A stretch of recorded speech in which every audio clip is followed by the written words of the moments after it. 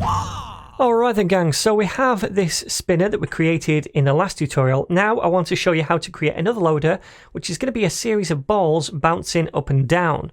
So let's go and do the HTML first of all. I'm going to give this div a class of bouncer, and then inside that we need a div for each little ball that's going to go up and down. Now you can have as many as you want. I'm going to do 4, so I'll create 1 and then duplicate it 3 times. So that is all the HTML is. Now we can go ahead and style this. So let's scroll down to this comment and create a selector for the bouncer first of all.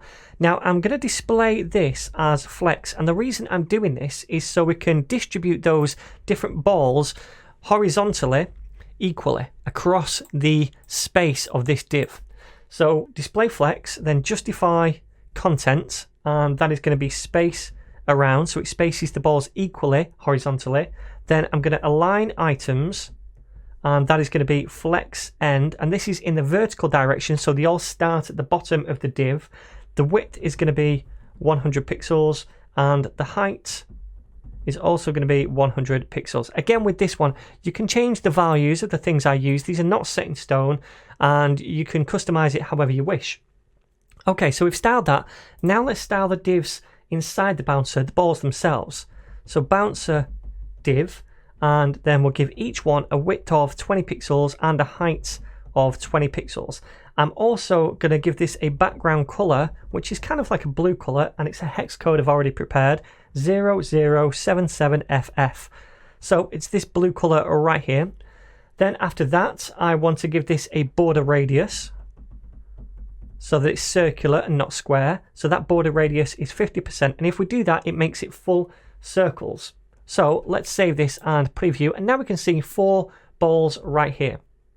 Okay, so now I want to create the animation for these balls.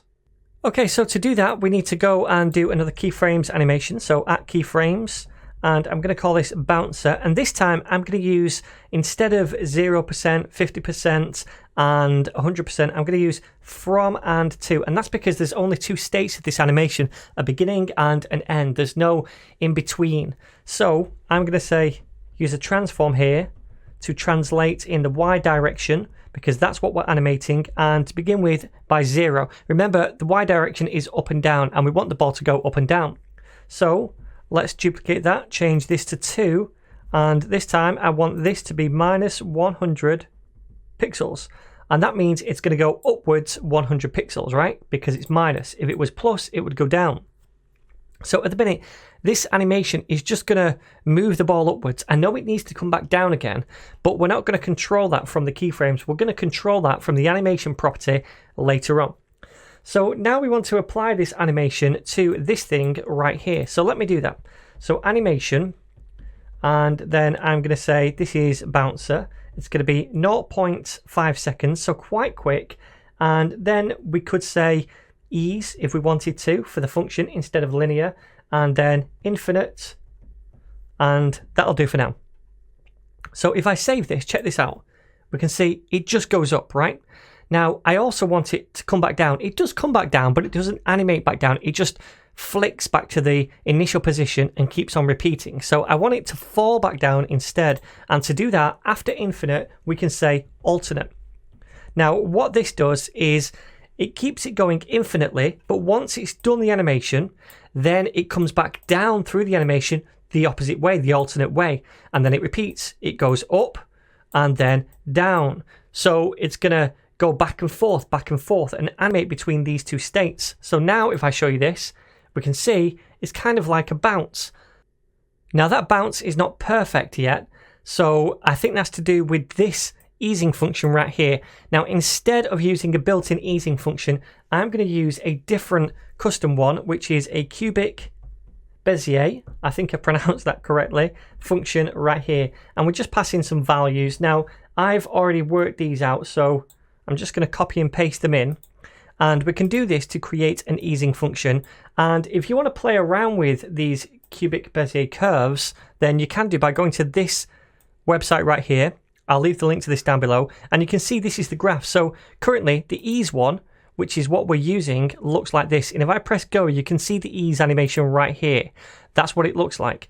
Now, what I've created is something that looks a bit more like ease out, but let me just make this curve a bit like ease out, a bit more like this. That's the curve that I've got, which is something like this, okay? And that's going to make it look like it bounces a bit more. So let me save that and come over here, and we can see that looks a lot more like a bounce, where it slows right at the top and then comes down again, okay? So that's looking pretty good. But what I also want to do is delay these 3 balls to the right by a little bit and stagger them so they don't all bounce at the same point, and there's, you know, a bit of height difference between each one. So what I'm going to do is grab this right here and say bounce a div, and then I'm going to use nth child to select each one individually. So nth child, and then it's going to be number 2, so the second one. And inside here, I'm going to say there's an animation hyphen delay, and that's just going to be 0.1 seconds, like so.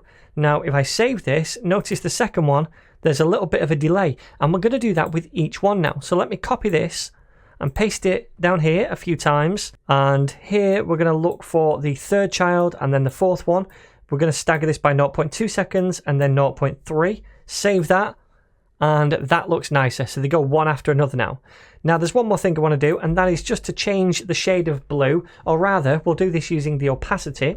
So I'm going to say 0.8 for this one, making it a bit lighter. Then for this one I'll say 0.6, and then for the final one I'll say the opacity is 0.4. So it makes each ball as it goes to the right a little bit lighter. And that looks pretty good to me. So there we go. That is our bouncing balls loader.